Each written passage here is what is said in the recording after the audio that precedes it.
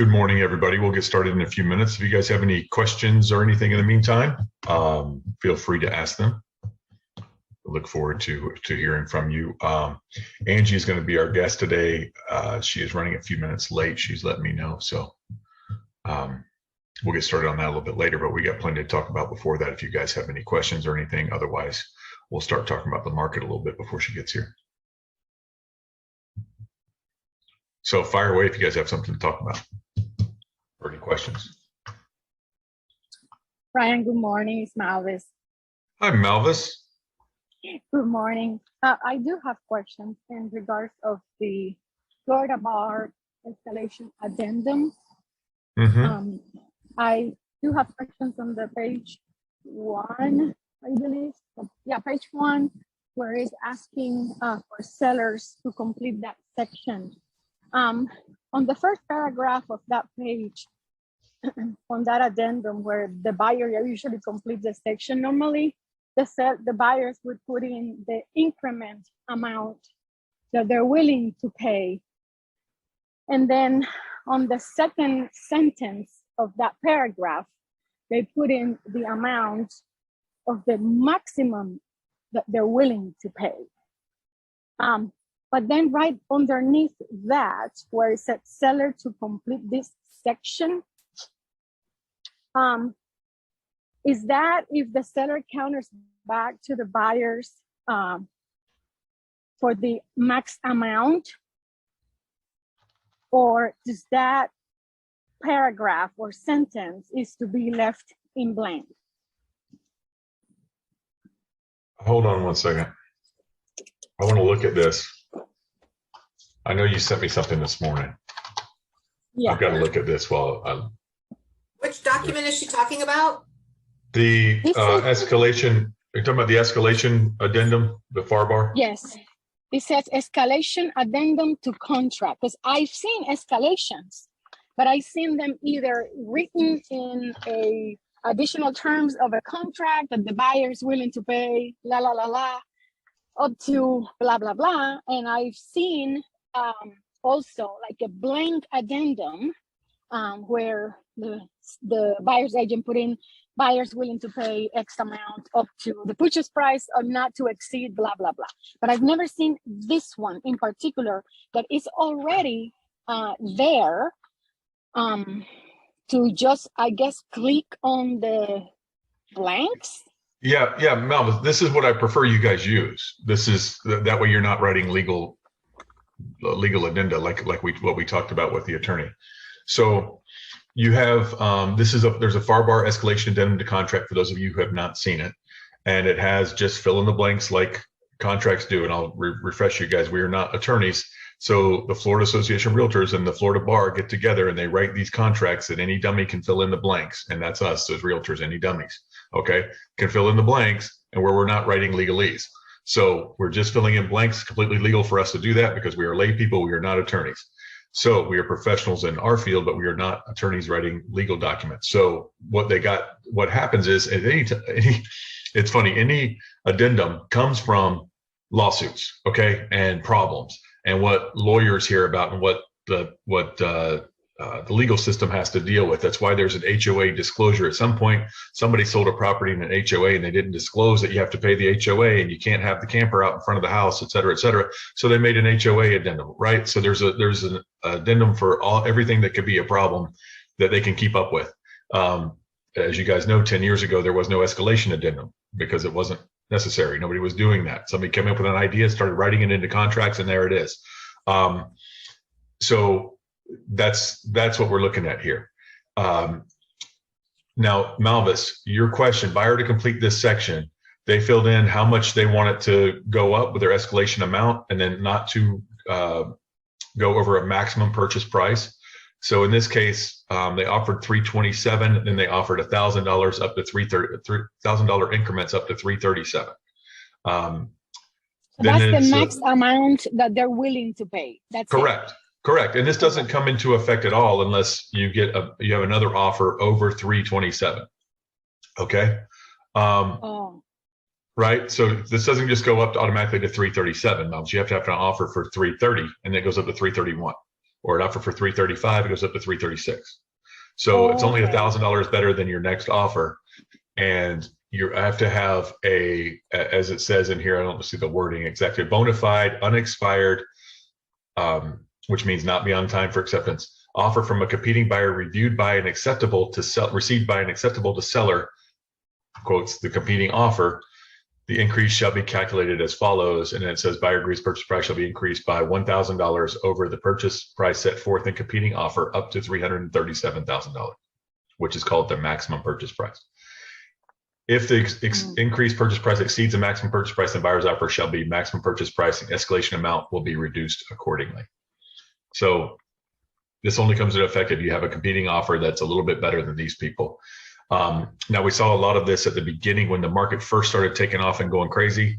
People were doing this, and you guys were calling me and saying, I don't know why this isn't working. My people are at the, well, it's only $1,000 more than your other offer, even if even when you had like multiple offers, and this would only be $1,000 more. And these people were saying, well, we have a sale of our property contingency in there, but we did an escalation, so we should be the highest offer. And it looks like they picked somebody else's offer. Well, yeah, an extra $1,000 isn't going to make me want to deal with your contingency, right? That's what I was going to ask you, because just because this escalation clause is being offered for $1,000 more, if the seller sees another offer with, I don't know, better terms or bigger down payment or less inspection period or anything, they don't have to take this because the other terms are better, correct? Just because an escalation clause is being sent, it doesn't mean that it has to be accepted, or you have to present the other offers. Malvis, what is the most important term on a contract? The purchase price, I guess. And it is whatever the seller decides it is. There's absolutely a price is just another term on here. They might be closing date conscious, just like when you go and buy a car at a car lot, you might be worried about what your trade-in is going to get. You might be worried about the interest rate on your financing. You might be worried about the sticker price of the car. Whatever it is, there's different hot buttons. That's how they get you, by the way. The different hot buttons that you're going to go in there and say, by golly, I'm going to get $10,000 for my trade. And they'll say, fine. They'll say, I got to talk to my manager. I don't know about that. And then they're going to charge you over sticker on the car you're buying, so they're going to get you one way or another. But it's the same for this. Whatever their hot button is, whatever's most important to them, offering more money, especially when there's appraisals out there. These as is have built-in appraisal contingencies, especially when there are appraisals out there. What if I offered you 385 for your house, and I'm going to close in 3 months, and I want my financing contingency all the way up to closing? Are you going to accept that offer? No. Of course, because it's no more than what you got here. It's going to be dictated by the appraisal. And now I just tied your property up for 3 months. It's a terrible offer. So price is not the most, well, sometimes it can be the most important. For a lot of people it is, because they just get narrow-minded and that's what they see. And you guys have all dealt with this. If you've done a lot of listings, you've talked to your sellers and they've said, no, I want the higher price. And you say, but this is not as good. Their financing's not strong. Oh no, I want the higher price, right? You guys have all dealt with that before. No, when we talked about selling, we wanted 389, and this one's 390, and that's the one that we want, regardless of how bad the terms are or how weak their financing is. So, is a cash offer for 385 better than a finance offer for 390? That's up to your seller. There's no right or wrong. It's up to your seller. So in this case, I know you have an unreasonable seller, kind of, stubborn seller. So good luck with that. It's Malvis's house, everybody. Yes. Well, it's a very low offer, Ryan. It's like extremely low. Well, then I don't know what we're talking about. I was happy for you because last week you were talking about or a couple weeks ago, you're struggling to sell it, and now you've got escalation clauses. Right, but my husband is not pleased with the amount. And then my other question in regards of that particular addendum. So the second part of it, where it said seller to complete this section, does the seller has to fill anything else in there? Where does it say seller has to complete this section? Seller to complete this section. Seller agrees to revise. Yeah, you fill this out because the seller. So in an escalation, the seller has a responsibility. Yes, you have to tell them. They just want you to tell them what their new offer is here, but then you have to provide the backup. You have the supporting evidence, which is the other offer, and say, look, Mike Sperling brought me this offer of $335,000, and it is a bona fide offer. And these people, just so you guys. Interestingly, they wrote in here in the additional terms, escalation addendum only applies to cash offers or conventional loan offers. So if Mike, that was my next question. Well, that's my next question. That's legitimate. They can do that if they want to. They could say cash offers only if they wanted to. They can say whatever. They gave you an addendum and they're saying it only applies to that, which is perfectly fine. They can narrow it down like that. That's perfectly fine. So that means if the sellers get FHAs or VA offers that are above that offer, this escalation clause does not apply. Correct. But you can counter offer your offer. You don't have to stick with that offer. You can counter them. Mm-hmm. Yeah, absolutely. Of course you can counter offer, but you're not stuck with that at all. All right. Any other questions on it? By the way, this guy, this agent writes their own additional terms. You can see they did not get attorneys because they used irregardless in an additional term. Yes. An attorney did not write that. Okay. Or do you have any other questions on that escalation? No. Malice is asking escalation questions when the market's going the other direction. I love it. That's great. Because I've never seen this form, Ryan. I've never seen it, and I didn't know if by having that type of form, if the sellers are kind of like obligated to present other offers to that particular one. But they No, you do not have to choose an offer based on price at all. You guys have all done this. You guys have all, trust me, they call me when this happens. Is I offered, Malvis accepted an offer from somebody else and I offered more. I had to be the highest offer. And you guys have called me too and said, I offered 40,000 over appraisal and I didn't get the property. Price is not what determines everything, guys. Mm-hmm. There's lots of reasons to choose other offers. You guys have, those of you who have any significant amount of experience have told sellers, please don't pay attention to just the price, right? Because this offer is bad because of this. I don't think this is going to close. I got a bad feeling from these people. This isn't going to close. These people haven't looked at the house yet and they're offering, and this one is the same offer, maybe a few dollars less, but I feel better because these people have already seen the house, right?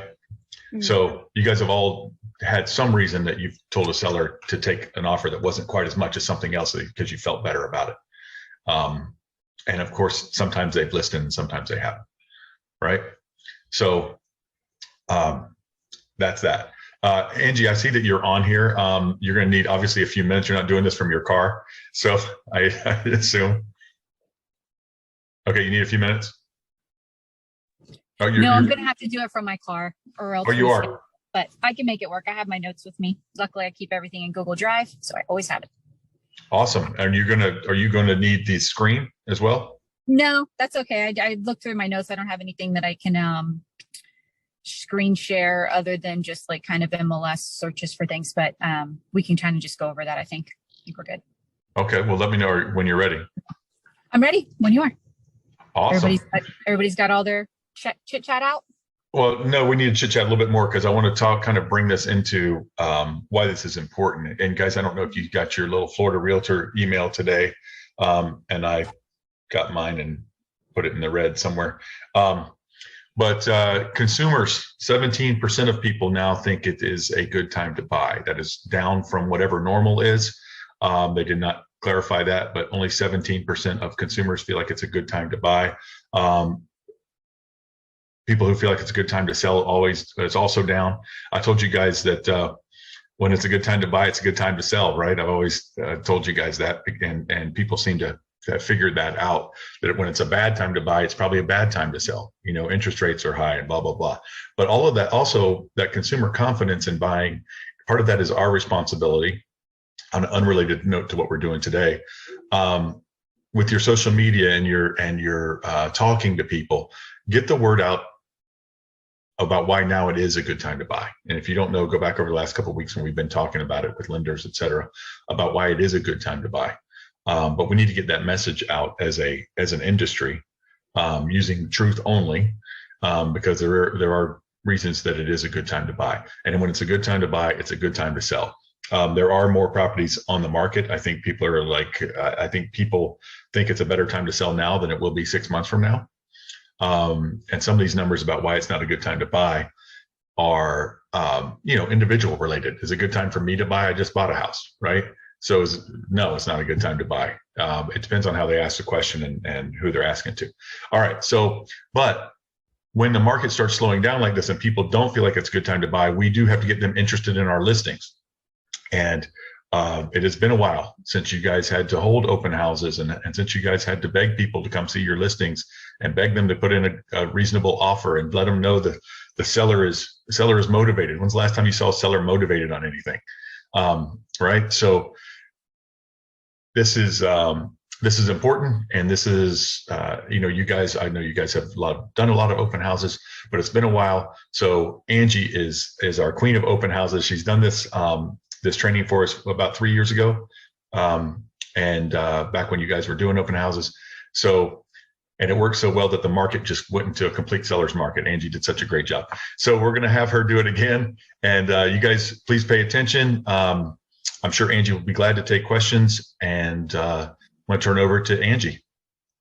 Thank you so much, Ryan. Yeah, I appreciate you asking me to do this again. It's funny how things just kind of happen like that. I've been thinking over the last couple of weeks how open houses are making a comeback and that I should offer this class again.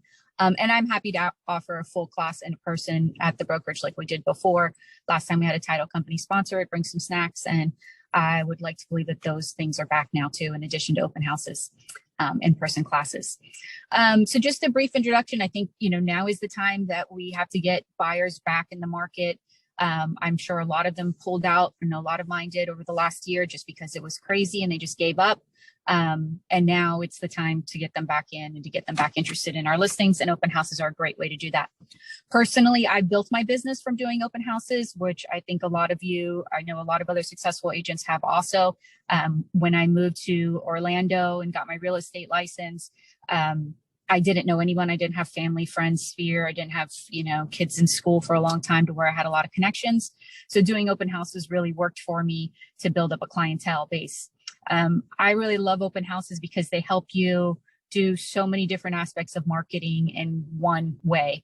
I use my open houses for doing things like door knocking, for a reason to have a Facebook ad, for a reason to call past open house attendees. I use them for so many things that are important in real estate for us to keep doing to build up our business. The market's been challenging the past 2 years, but now I think is the time for us to get back out there and do them, and to do them successfully requires quite a few different steps. This presentation usually can last over an hour. I've shortened it a little bit for today, and then anybody who's super interested can reach out to me. We do have a mentoring program at FRI that can help you totally set up every step with a checklist and everything that you need, marketing materials and everything, with a mentor assisting you. Or, if maybe there's something you could take away from today, I hope, if you're experienced or not. Open houses are great for brand new agents because they really do teach you so much stuff, but then even experienced agents doing them are able to get clients and, do even better with their business.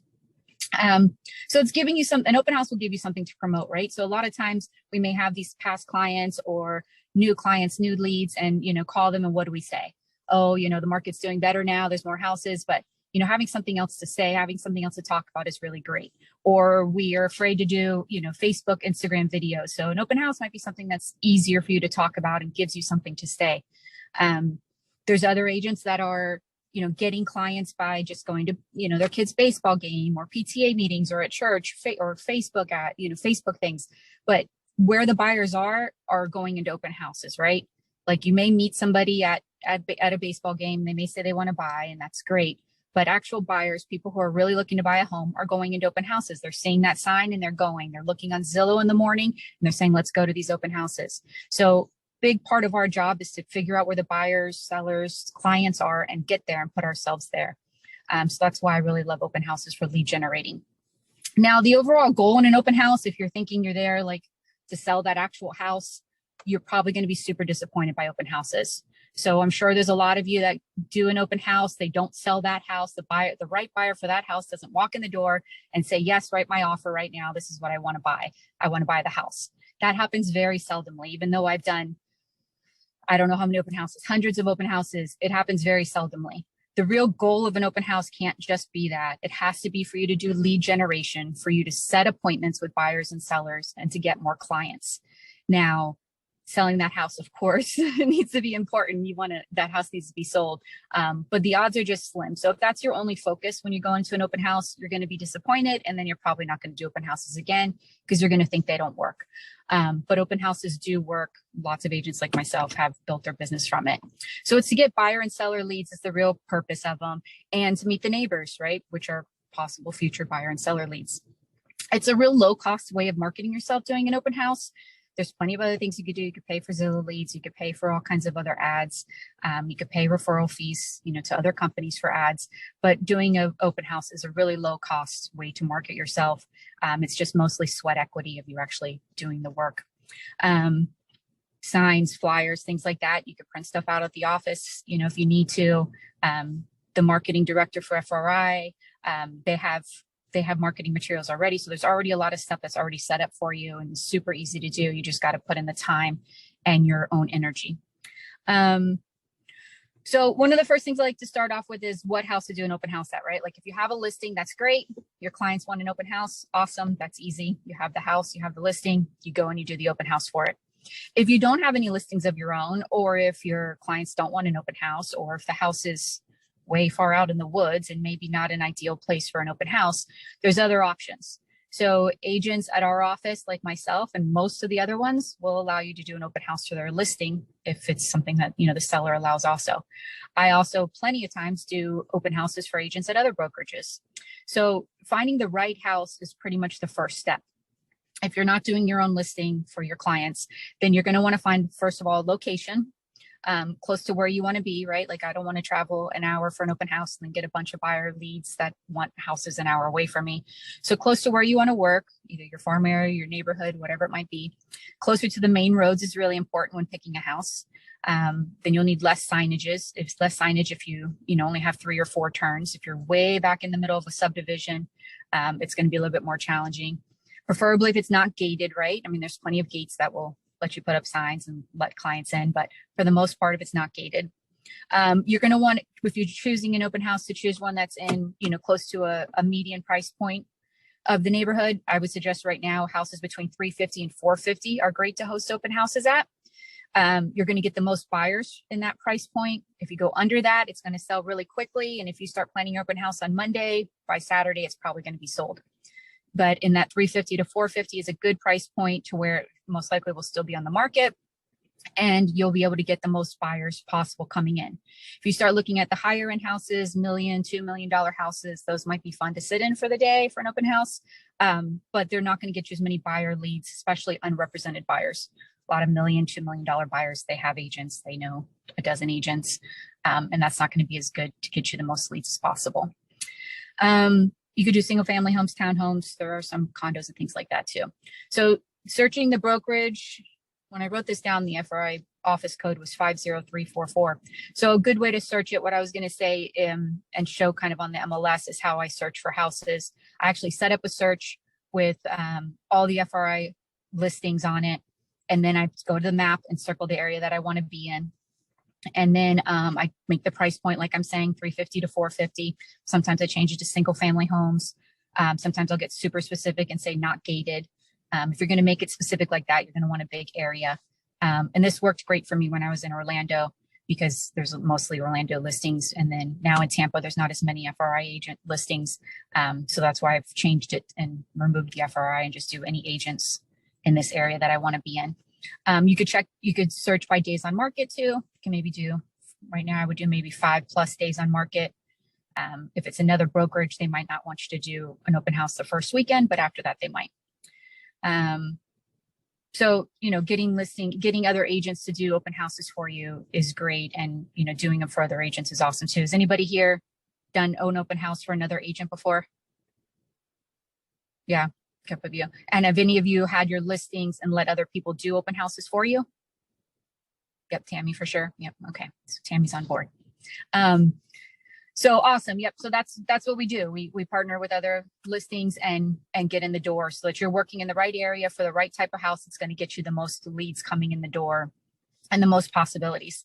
The best days and times for me for open houses have been Saturdays from 1 to 4 p.m. Sunday from 1 to 4 works good too. A little bit later after church hours works okay.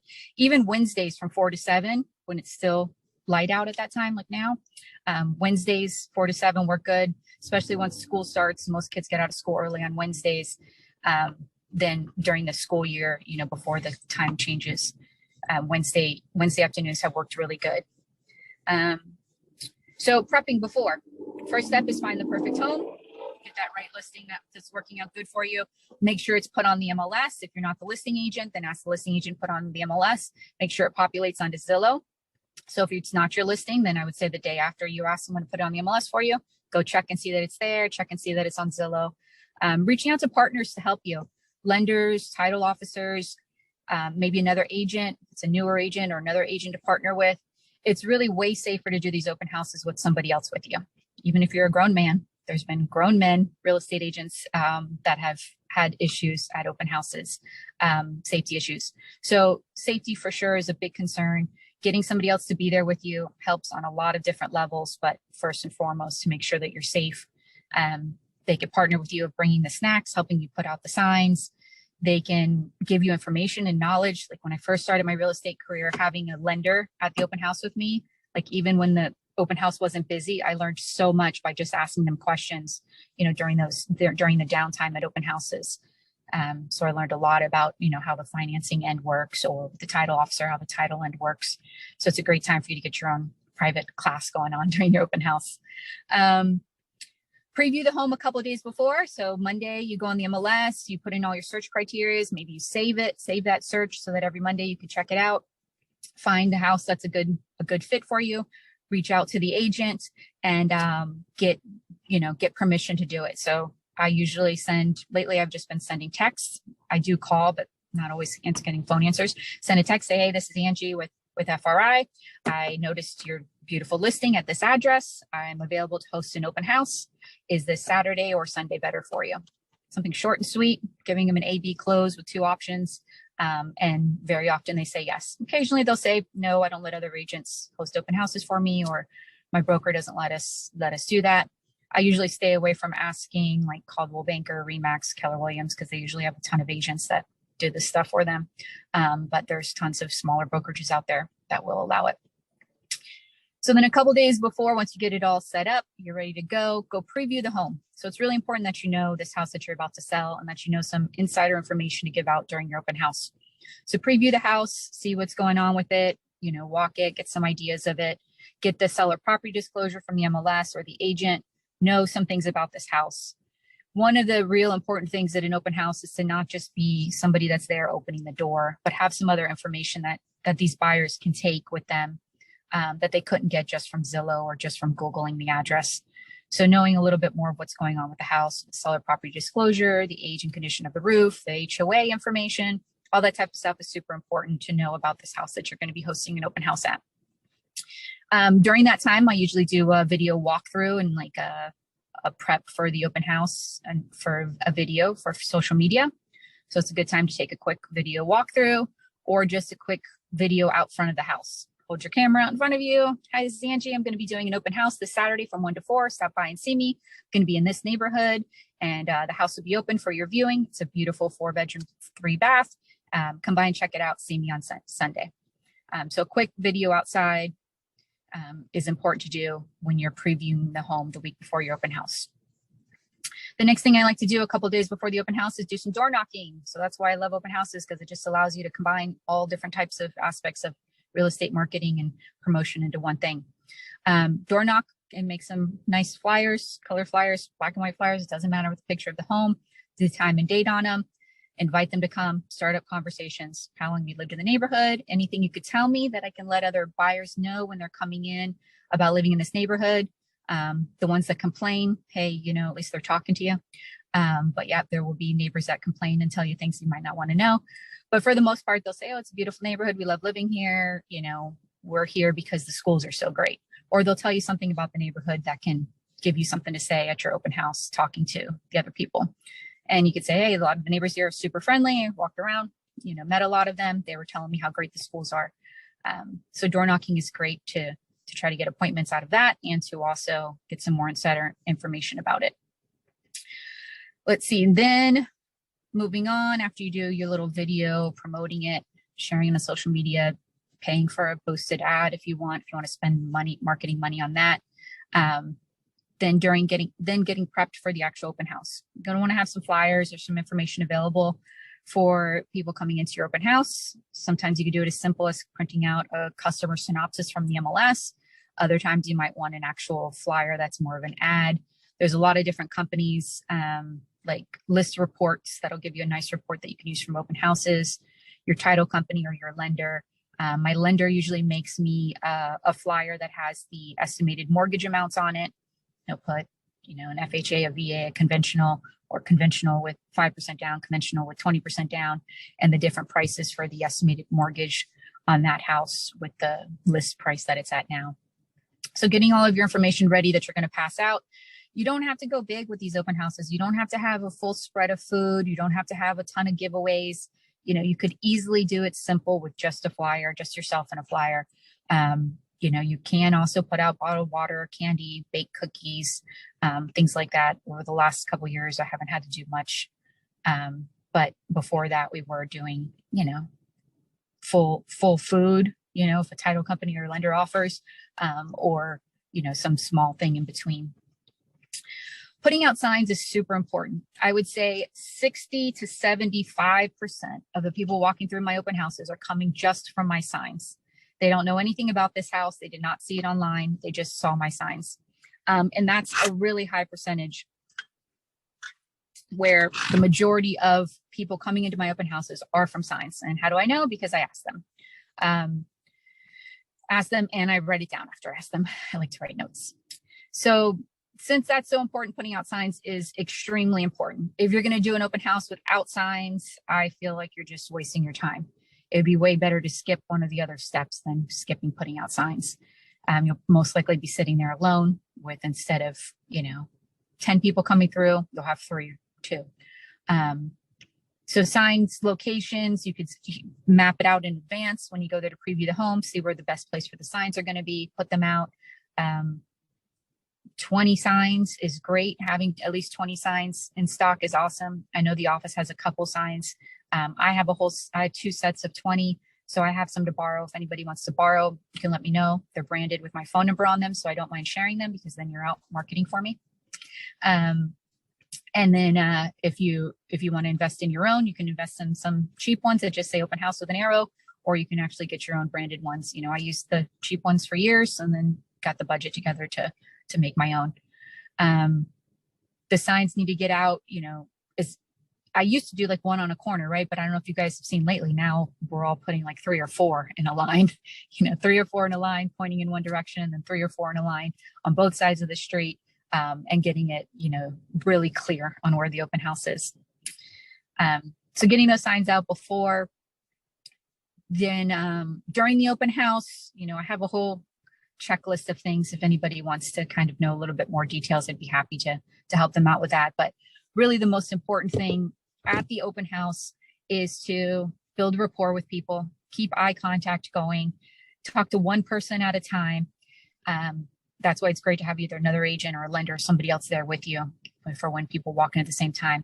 Building that rapport, not just asking them, you know, do you want to buy this house, but really developing, you know, asking them what they're looking for, more detailed questions about, you know, what they're looking for this house for. And since so many people do come in from the signs, I usually start with things along the lines of, you know, how'd you hear about my open house? Oh, we saw the signs. Okay, great. So that means so then I'm like, so then you didn't see the house online. You just saw the signs. And they're like, yes, we didn't. I was like, okay, well, this is a 4-bedroom, 3-bath. It's priced at $650. Is that about what you were looking for? And then sometimes they're like, oh, no, not at all. You know, I'm looking for $350. And it's like, okay, well, let me see what else we have for you. And I go on the MLS and look for other listings for them to talk to them about. Or they say, yeah, absolutely, that's great. And I'm like, okay, let's go on a tour. Let's go check out the house. I let them go off and see the house pretty much on their own. If it's an occupied house with furnishings and personal property in it, I stay close. If not, then I just kind of, if it's vacant, I just kind of let them go. We don't need to say, this is the living room, this is the bedroom. They know what the rooms are. Just pointing out any special features, the roof age, other things that they can't see. The plumbing, it was just replumbed, whatever it might be. After that, then the real important part is to get the appointment. That's why you're there. You're not there to just be a tour guide. You're not there to just open a door. You're not there to serve cookies. We're there to get appointments and to book these appointments. So going for the close and going for the appointment is super important. If I find out through my conversations with people that they're just a buyer, they're not a seller, then I work on scheduling a buyer consultation.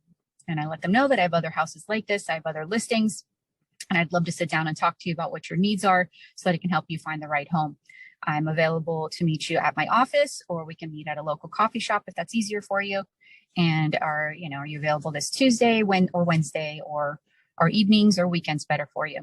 And then scheduling the appointment for that. If somebody's a seller, then of course I'm all over them like crazy. If they have a house to sell before they buy, then I'm working on getting in the door of seeing their house and setting up that appointment to see their house. Asking them questions like, do you know how much your home is worth? Do you know how much you would want for your home? If you sold your house at that price, would you be able to buy what you want? Those type of questions to get the appointment. And then going from there with, let's sit down, show me your home. Let me tell you a real number. Everything you're going to find online, is going to be just in general. I could tell you a real specific number of what you can get for your home in this current market with the conditions that are going on now after just a quick walkthrough. So tell me, what day do you have 30 minutes for me to walk through your house and tell you your home's value? Are you free this Tuesday or this Wednesday? And getting the appointment. That's the number one goal of sitting all day in an open house and putting out signs in the heat and door knocking and doing the videos and everything that we're doing. The goal is to get these appointments and to get in front of people so that we can close the deal and work towards getting a commission check. I always take very detailed notes on my conversations. As soon as they walk away, I take a minute to write it down. I usually just write it down in my iPhone notes because I always have my phone on me, and I don't really use paper too much. I have a note that says the address of the house, the open house day and time, and then I write notes. I do a sign-in sheet. I almost forgot sign-in sheet. That is like so important. I know a lot of people hate sign-in sheets. Raise your hand if you hate telling people to sign in at open houses. I know half of you, I can't see you, but I know your hands are up. Everybody's like, oh, it's so annoying asking people to sign in. Ryan would hate it. That's why he doesn't do that job. So it is super annoying. And trust me, in the beginning, when I first started, I was super frustrated and I was like nervous and, stood back while somebody's like, no, I don't want to sign in. And I was just taking it. And then I realized that this is not their house. This is not a public place. The house that you have open is not the grocery store. It's not somewhere where they have every right to walk in and walk around and do whatever they want there. They have no rights to be there except for the fact that we're there letting them in for the purpose of an open house for selling that house. So we have every right to ask them for their personal information if they want to come into this house. There have been times when people did not want to tell me their personal information and I asked them to leave. And it's not easy, it's not fun, but why the hell not? What did I have to lose from that? Maybe I felt bad for a few minutes, but really if they don't want to do that, then they're obviously not going to work with me. They're obviously not going to buy this house because if they really cared about seeing it, they would do that. So asking them for their information, things like, let me see, I have some of my notes here of ways to say it. Things like, I need to sign in. Everybody needs to sign in. The owner asked, want to make sure I'm doing my job here. So they asked me to get everyone to sign in. I, for a while, was using my iPad for sign-ins during like COVID and stuff, just to kind of keep it. I was just doing it myself on my iPad. So I would ask them the information and sign in. I think I've been doing that still now too. So instead of having a piece of paper with a pen out, like I used to always do, I actually write it myself on my phone or on my iPad. So I asked them their name. I was like, hey, can I get you to sign in? And then I'll give you a tour of the home. Get their first name, last name, and ask what's a good email for you? What's a good phone number? Great, thank you. And if they say something like, I don't want to give you my email, and they say, okay, then just give me your cell number and that'll be fine. If they say, I don't want to give you either one, then I'm saying, sorry, but the owners asked me to collect information from everybody who's inside their home. If you don't want to provide it, then I understand. you can have your realtor call and schedule a showing, and your realtor can give their information. So that's what I get: first name, last name, email, and phone number. And then on that same list that I do my sign-ins on is where I write all my personal notes, and then I send it to my assistant to put in the CRM. So the second most important thing, the first point thing, is getting appointments, making sure you have everybody's contact information. Otherwise, there's no reason for them to be there. The second most important thing is the follow-up. If you've listened to any type of real estate training, it's all in the follow-up, and it 100% is with open houses too. There are times when people agree to meet with me and give me an appointment, and then if I don't follow up to confirm that appointment, then it's never going to happen. Then there's people who aren't ready to set an appointment with me at the open houses, and I need to follow up to get that appointment. So it's all in the follow-up, getting a good follow-up plan that works for you. I like to text people at the open house with the MLS app. I use the My MLS app, where it's branded for me, and I can share the app, and they download it that way. You can use, your own. If you have a CRM that has an app, you could share that. I like to do that while I'm there at the open house, because then I can hear their phone beep or see them look at it and know that they gave me the right cell number too. And so then I send them a text while I'm there in front of them. And then text confirmation. Texting is pretty easy nowadays, and it's pretty common way to follow up. Getting their email added to your CRM and setting up an MLS search for them, whatever it might be for your next follow-up. But that's a super important part too of following up. And if you didn't get an appointment that day at the open house, then the goal is to get an appointment at your next follow-up. At the open house, I like to take a video. I send video thank yous too. So if the house has a pool, I might film myself in front of the pool saying, hey, thanks for coming to tour this house today. Hope you enjoyed it. It was located at this address. If you have any other questions, reach out to me. And I send personalized videos that are just super short, like 30 seconds. And if I have a lender or title officer with me, I have them in the video with me too. They don't often like to talk on video because, like a lot of you, they're afraid of that. If you're doing an open house for another agent, please make sure you're sending them an update afterwards. Let them know how many people came through.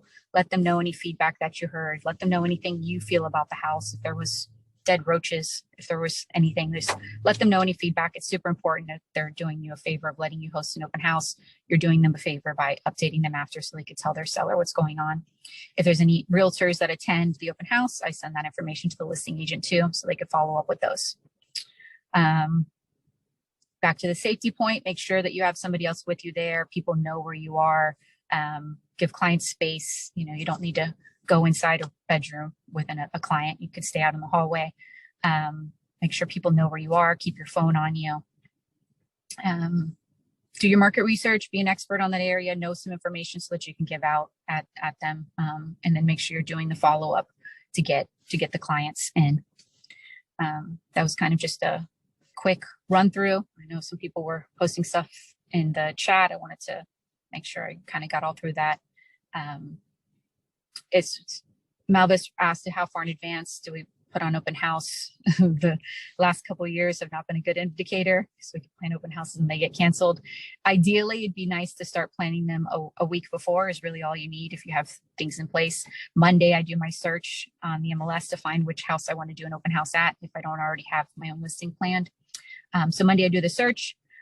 Tuesday or Wednesday, I go and preview the house. And then Wednesday or Thursday, I do door knocking and then do the open house usually on Saturday. And do an ad, Wednesday, Thursday, do a Facebook ad. So you only need 5 days or so to get everything done from my point of view of everything that I'm planning. It's hard to take much more time, even in this market right now. It's slowed down a bit, yes, but if it's a good house in a good location, it's hard to have it on the market much longer than that. Any other questions? I know I talk fast.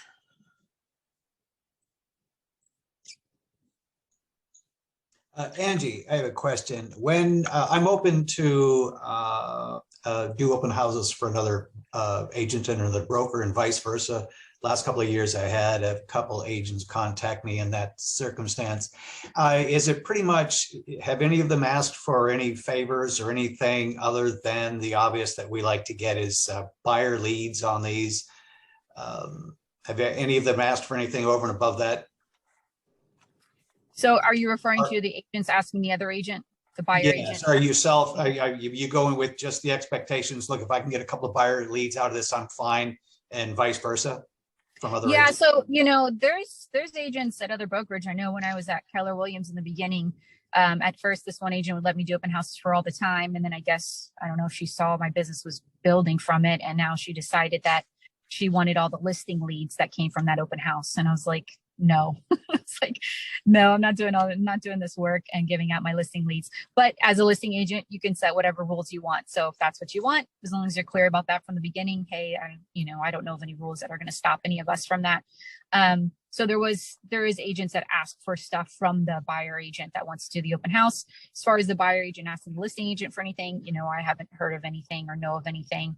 I think if you go into this with the intention of promoting their home the best you can, getting some extra promotions out there with some ads and signs pointing towards it, I mean, I think that's a great benefit to any listing agent and to any seller that has a house on the market.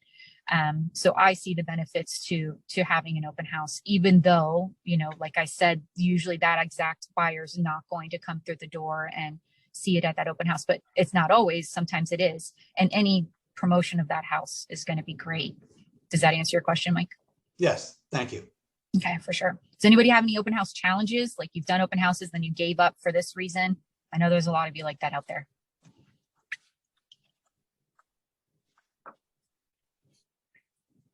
Hi, Angie, this is Shikha. How are you? This was wonderful class. You gave so many good points. And I have one question about you mentioned, I'm just joined, I'm new to FRI. You mentioned for MLS app, you can give it to the client, but can you just tell me about more that for the app? Sure. It's called My MLS. Okay. And I'm pretty sure it has the same name on Google and on Apple. You just download the app and then it'll ask you to log in. It'll say what board you're on. It'll say, select Stellar MLS. So I think you select Florida first, and then Stellar MLS. And then it will have your login credentials, just like when you're logging into the MLS. You can set it up with your picture and your contact information. And then you can go to share my app is one of the menu settings there. And you can text a link to a client, and then they can download the MLS app themselves, and then they'll log in as a consumer, and they'll be able to search homes that are on the MLS, and everything will be branded with your information. So the listing agent's not there. It's just your contact information. And it also alerts you. So if somebody sets up the account and they save a house, they favorite it, it'll send you an alert to say so-and-so favorited this house. And then you could reach out to them to follow up and get them more information on that house. Oh, wonderful. I think Home Snap is also does same thing, I guess. Mm-hmm. Yeah, there's quite a few options. Yeah. A lot of, okay. But I don't, yeah. Wonderful. Thank you. Thank you so much. Thank you. Mm-hmm. You're welcome. Anyone else? Any open house challenges? Did an open house and this happened, or I stopped doing open houses because of this?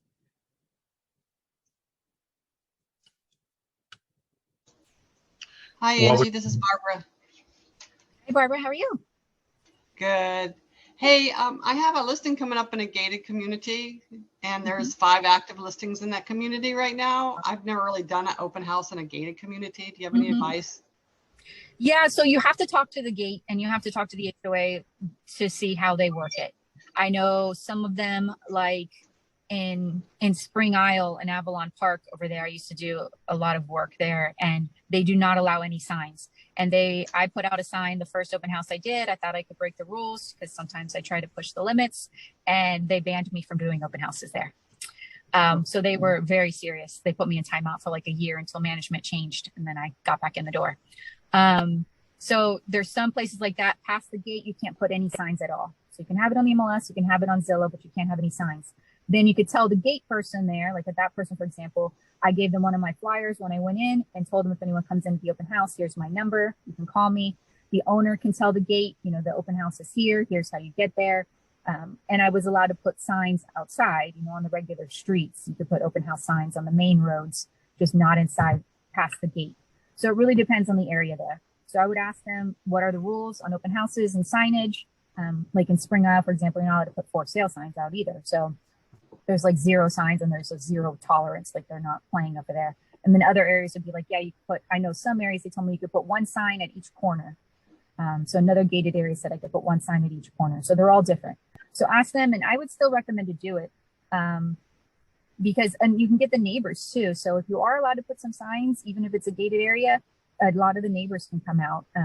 And if it's a gated community, even if it's not signs, other neighbors will come out, and you're already in the door. It's a good reason to talk to people in that neighborhood. Yeah, I was thinking about, because there's 5 other active listings in that community, talking to those other agents and seeing if they want to Sure. do open houses at the same time. Absolutely. Yep. I've done that before too. And that works out really good. So yeah, maybe just send a group email out to all of them and say, hey, I'm thinking about doing an open house this day and time. If you'd like to host also, it'll give us some more traffic coming through if we're all marketing it. Yeah, Great the idea. more traffic, the better. Mm-hmm. Excellent. Okay. Thank you. Yeah. Good luck. Thanks. Hey, Angie, I just want to interject. The FRI does have signs. We just replenished our open house signs. We do take a deposit on them. You guys can borrow them. We take a deposit in case you don't return them, which is why we had to go get some new ones. But we do take a deposit on the signs. You want to get 10 or 15 or 20 of them or something like that. That's what we've got. We actually have 20. So if you guys, as long as you're not doing it on the same weekend, just call ahead and reserve them when you need them. And we will collect a deposit and then return the deposit when the signs are returned. So be careful with them also, just like you would have to your own signs, because sometimes they will disappear if you place them carelessly where you shouldn't be placing them. So be careful with those. Be judicious with where you place your signs. Angie, I think that some of the folks here, they listen to you, and I know I raised my hand for that part about asking. That's not really my personality at all. Of course I would, because you guys, you hear me all the time tell you don't waste your time. And you are wasting your time. If you got somebody who won't even commit to giving you their real information, they're not going to buy a house with you. And so I think Angie's response to that is perfect. It's not, get the heck out of here then. It's have your agent call, because you stick with it. You are consistent with the message that the seller just doesn't want any random in his house that he doesn't know who they are, have any kind of responsibility or any kind of accountability. Like when you guys show houses, that's why you make people pull your showing instructions and you make them, so you have their information, who's going into your seller's house, even if you're not there to show it. And I think that's very important. And I think Angie's response to that is perfect with the contact your agent, have your agent do that. So at least they have the agent's information. You have the licensee's information. That's very important. But I think a lot of people listen to Angie and they think, well, that's not my personality. Angie she is not a timid salesperson. I've seen her kids. They're not skinny. She feeds her kids because that's what you do. If you want to eat, you do have to sell, guys. This is a sales, but your license says salesperson. You have to sell. You have to do the things that make you a little bit uncomfortable, step outside your comfort zone. So yes, I know you hear her saying these things. You think, oh, well, I couldn't do that, or I wouldn't want to. You have to, and it's work. Angie, is it work? Yeah, absolutely. 100%. It's 100% how I grew my business. My first transactions ever was a client that I met at an open house. A husband and wife came in. They didn't have a realtor, or they said they didn't have a realtor. They said they had to sell their house before they could buy. They really wanted to buy the house at the open house. I set an appointment with them. I was nervous as can be because it was my first listing appointment. And I went and met with them. They also spoke Spanish primarily, so it was a little bit of a language barrier, but I still sat down and talked with them. They signed the listing agreement. We put in an offer on that open house. They didn't get it because somebody else did. But that was my first, and I did a buy and sell the same day closing. So my first transaction ever was from an open house. And then, my first couple years, it was like 80% of my transactions were from open houses. And even now, I still get clients that way too. And it works if you do the things, if you set the appointments and you get brave. It's not easy at first. I wasn't like I went into this being an excellent salesperson. I don't have any real sales experience before this. It was hard at first, and I got shot down, and I wasted my time and then wasted my energy. And I learned I don't want to do that anymore. I don't want to spend my whole day at this house and not with my kids. I want to make money. So what I have to do is be more bold. I have to say, do you want to meet with me next week? What else do I have to lose? Have you ever gotten anything from the door knocking? Yeah, absolutely. I've gotten listing appointments where I've gone out and met with them and listed and have listed and sold their houses. A lot of times it's longer term leads, because a door knock is a very cold, out of nowhere type thing. So finding somebody who's ready to sell right then is unlikely. But I have a listing I door knocked on his house 4 years ago, and I've been following up with him ever since. And now he just texted me yesterday that in 6 weeks the house will be ready for the market. It's in Oviedo, and I'm like, all right, I'll drive back to Oviedo from Tampa to take this listing because I've worked for it for 4 years now, you know. And it was because I had a listing nearby. I was doing an open house, and I went and knocked on his door. So yeah, sometimes they're long-term leads, but if you keep nurturing them, they'll come out. Yeah, Angie said that's a cold lead, but the door knocking is cold, but not if you have an open house coming down the street. It's a little bit warmer where you have something to talk about. You're not just knocking on their door and saying, "Hey, I'm a realtor." Like, great, you know. I was worried I wouldn't see 11 of them today, right? So, no, that's really good, and I love what you're doing there, and I love that story of your first deal. And I think that's I love stories like that. You had no commonality at all with these folks who you had a language barrier with them, and they still used you to buy their house because you hustled. No other reason. No other reason. Because I asked. Really, it was just because I asked. Because I asked, can I come see your house this week? Can I come see your house this day? Will you sign this listing agreement? All it was because I asked. We didn't have any connection or any reason. No, they didn't already know me, like me, or trust me. They, you know, it just worked because I asked. Well, it worked. You asked because you were hustling. You were out there, and they were in, like you mentioned before, they were in a real estate friendly environment. That's, you know, they were interested in real estate, which is why you met them to start with, because you were doing a real estate related activity. You know, you talked about, you know, the soccer moms, or the, you know, whatever, the soccer moms and dads, the soccer families, and you go to these games and you have this commonality with these folks, and you talk to them, and you get deals like that, right? You get deals from people you meet in the PTA and all these things, because you have commonality with these folks. Your kids play together or whatever, and you have commonality, and that's great. But to be successful in this business, you have to mix, you know, get 3 deals here and 2 deals there and 5 deals here and 3 deals there to make yourself a successful year, right? And so you have all these different things you put together, or you just blitz the market with lots of money and lots of marketing, and you get them all the same way. But eventually you're also going to put referrals on top of that and everything else. So repeat business and referrals. So you have to piece these things together. But this is a completely real estate related. You're going to, like you said, Angie, I can't tell any better, and I really appreciate the way you phrase that. These people are in the real estate environment. They're serious buyers because they're out there doing stuff. They're, you know, some of them, they are longer term, and they were just kicking tires at the time, but they have some kind of interest in it, or they wouldn't have been doing it. And like you said, the open houses, the neighbors come, the looky-loo neighbors come, and just to be nosy about that, or get ideas for their house, because they live 5 houses down and 1 across the street, and they have the exact same model, and they want to see how that looks in their house, you know? So that is really, really great stuff. Do you guys have any more questions for Angie? Yes. Angie, you're in Tampa? Yes, I am now. Yeah. Okay. You're picking up a listing in Oviedo? No, you can't have.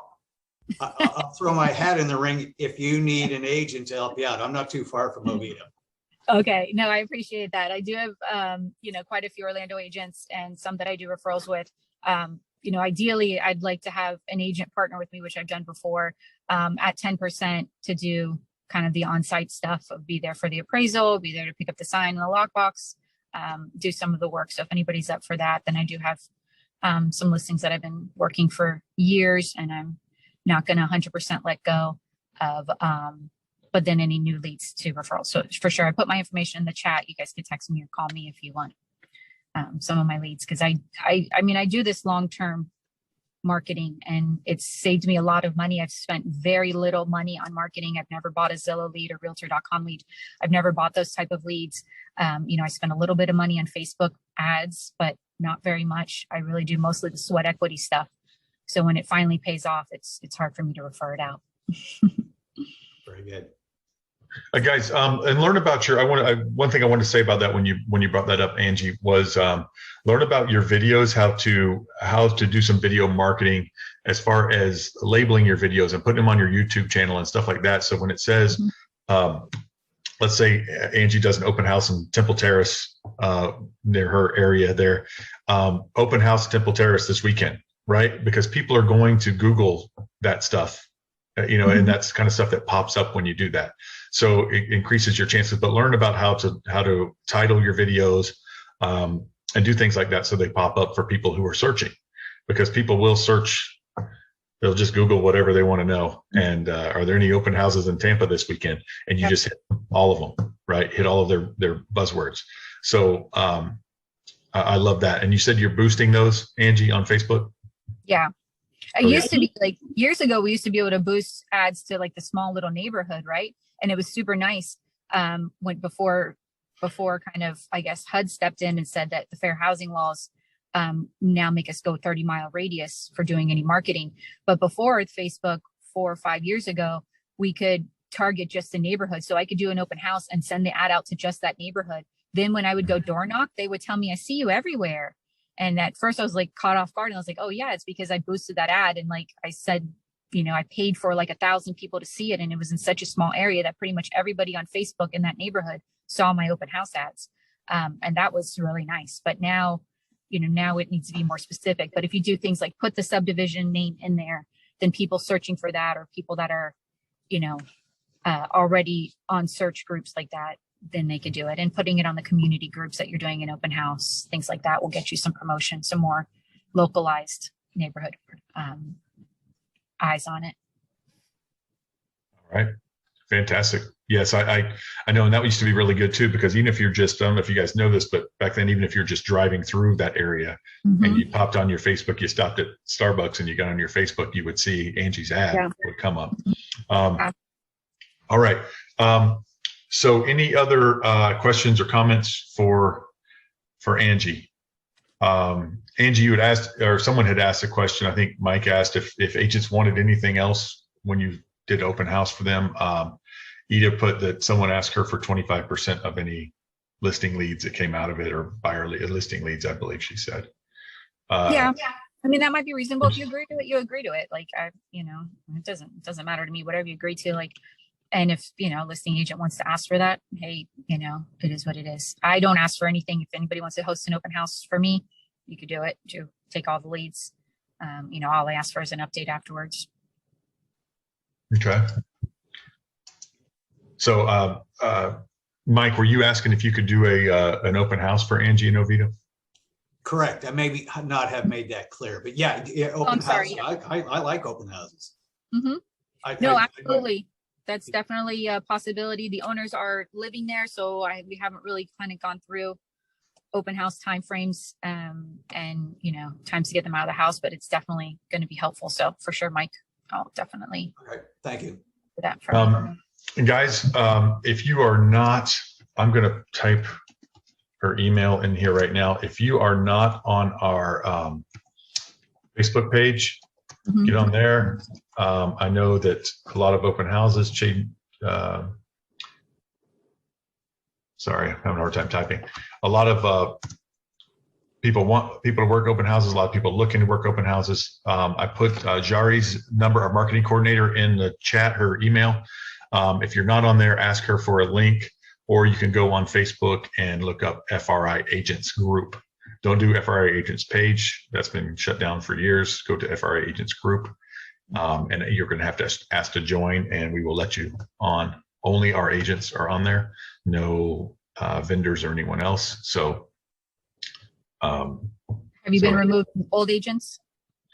We don't discriminate against older people, Angie. Not that. Good one.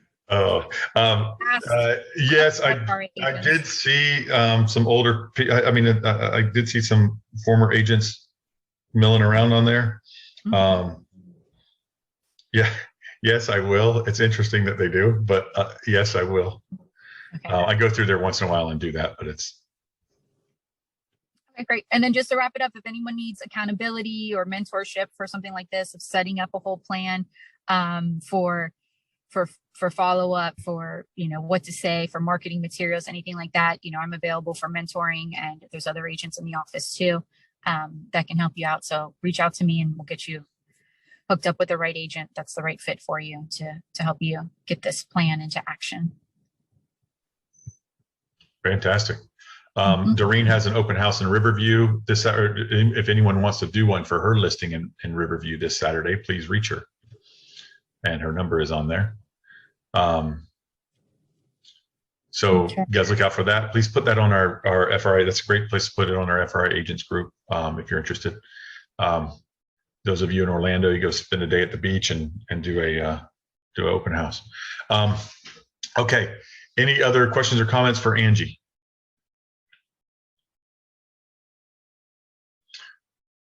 Angie, you get great feedback. You did a great job. We really appreciate you. Thank you. You have done a wonderful job, and I love what you do. I love the hustle. Guys, if you want to do the kind of things that Angie does, you have to do the kind of work that Angie does. And so get out there and get busy and get active. And that's the way you do it. Malva says, thank you. Great info. Thank you, Rihanna. I think that is me. You're very welcome, Alvis.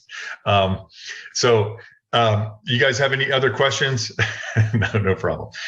You guys have any other questions or comments for Angie? And Angie, I want to thank you very much. You guys, we will see you next week. Thank you all. I will talk to you soon. Angie, you were amazing. Thank you. I appreciate it. The opportunity to talk to you. Best car presentation ever. All right. Thank you very much. All right. Bye.